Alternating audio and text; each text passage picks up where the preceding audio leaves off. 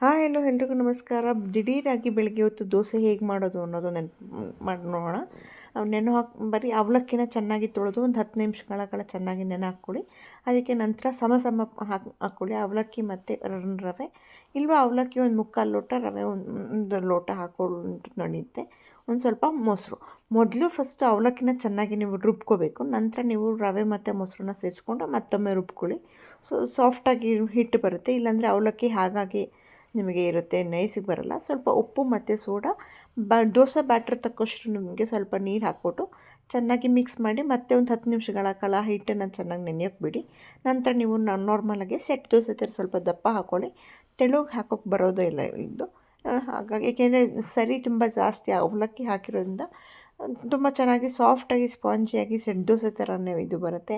ದಿಢೀರಾಗಿ ನನಗೆ ಮರ್ತೋಯ್ತಪ್ಪ, ದಿನ ಮರ್ತೋಯ್ತು ರುಬ್ಬೋದು ಮಾಡೋದು, ನೆನೆ ಹಾಕಬೇಕು ಅನ್ನೋದು ಇದರಲ್ಲೇ ಇರಲ್ಲ. ಬೆಳಿಗ್ಗೆ ನೀವು ಎದ್ದ ತಕ್ಷಣ ಅವಲಕ್ಕಿನ ಒಂದು 10 ನಿಮಿಷಗಳ ಕಾಲ ನೀವು ನೆನೆ ಹಾಕಿ ಇಟ್ಬಿಟ್ರೆ ಸಾಕು. ಆರಾಮಾಗಿ ಒಂದು ಅರ್ಧ ಗಂಟೆಯಲ್ಲಿ ದೋಸೆ ರೆಡಿ ಆಗೋದು, ದಿಢೀರಾಗಿ ದೋಸೆ ರೆಡಿ ಆಗುತ್ತೆ ನಿಮಗೆ. ಬೇಕು ಅಂದರೆ ನೀವು ಪ್ಲೇನ್ ದೋಸೆನೂ ಹಾಕ್ಕೋಬೋದು, ಅದ್ರ ಮೇಲೆ ಈರುಳ್ಳಿ ಕ್ಯಾರೆಟ್ ಸ್ಟಫಿಂಗ್ಸ್ ಕೂಡ ನೀವು ಹಾಕ್ಕೋಬೋದು. ತುಂಬಾ ಚೆನ್ನಾಗಿರುತ್ತೆ. ಇಲ್ಲ ಮನೇಲಿ ಮಕ್ಕಳಿಗೆ ಇನ್ನೂ ಸ್ವಲ್ಪ ಅಡಿಷ್ನಲ್ ಆಗಿ ಎಕ್ಸ್ಟ್ರಾ ತರಕಾರಿನ ನಾವು ಸೇರಿಸ್ತೀವಿ ಅಂದರೆ ಈ ರೀತಿ ನೀವು ಈರುಳ್ಳಿ ದೋಸೆ ಅಥವಾ ಕ್ಯಾರೆಟು ಸಣ್ಣದಾಗಿ ಹೆಚ್ಚಿಟ್ಕೊಂಡ್ರೆ ಕ್ಯಾಪ್ಸಿಕಮ್ ಕೂಡ ನೀವು ಹಾಕ್ಕೋಬೋದು. ತುಂಬಾ ಚೆನ್ನಾಗಿ ಬರುತ್ತೆ.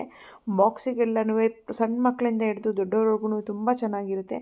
ನೋಡಿ ಎಷ್ಟು ಸ್ಪಾಂಜಿಯಾಗಿ ದೋಸೆ ಬರುತ್ತೆ ಅಂತಂದರೆ, ನೀವು ಹೋಟೆಲಲ್ಲಿ ಯಾವ ರೀತಿ ಸೆಟ್ ದೋಸೆನ ನೀವು ಇಷ್ಟಪಟ್ಟು ತಿಂತೀರ ಅದೇ ರೀತಿ ತುಂಬ ದಿಢೀರಾಗಿ ತುಂಬ ಬೇಗ ಬ್ಯಾಚುಲರ್ಸ್ ಕೂಡ ನನಗೆ ಅಡುಗೆ ಬರೋದೇ ಇಲ್ಲ ಅನ್ನೋರು ಕೂಡ ಈ ದೋಸೆನ ನೀವು ಮಾಡಿಕೊಂಡು ತಿನ್ಬೋದು.